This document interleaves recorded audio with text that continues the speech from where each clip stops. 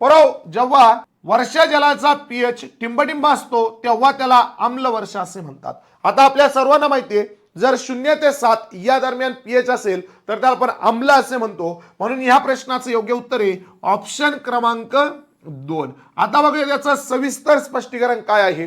तर लेकरांनो पीएच पट्टीवरती 0 पासून ते 14 पर्यंत आपल्याला अंक तिथे बघायला, ज्या घटकाचा पीएच हा 0 पासून ते 7 पर्यंत असेल त्याला आपण आम्ल असे म्हणतो।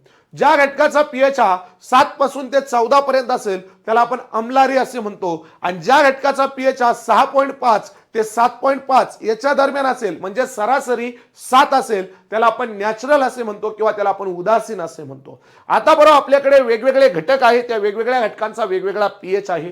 बॅटरीमध्ये जे आम्ल असतं त्यातून ते 0.5 पर्यंत असतो। आणि आपला जे लिंबू रस आहे या लिंबू रसाचा पीएच साधारणपणे 1.5 असतो।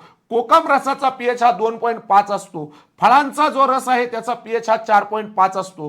पावसाचे पाणी 6.5 आपला साधारण पीएच असतो। शुद्ध पाण्याचा पीएच हा 7 पासून ते 7.5 पर्यंत असतो। खाण्याच्या सोड्याचा पीएच 9 आहे। आंघोळीच्या साबणाचा पीएच हा 10.5 आहे। अमोनियाचा पीएच 12 आहे आणि तीव्र अल्कलीचा पीएच हा 14 आहे।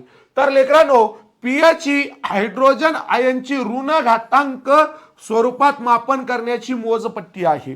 लिटमस कागद आम्लामध्ये पिवळा, केशरी व लाल असे रंग दाखवतात तर अल्कलीमध्ये निळे रंग दाखवतो आणि उदासीन मध्ये म्हणजेच लिटमस कागद आहे तो रंग बदलत नाही।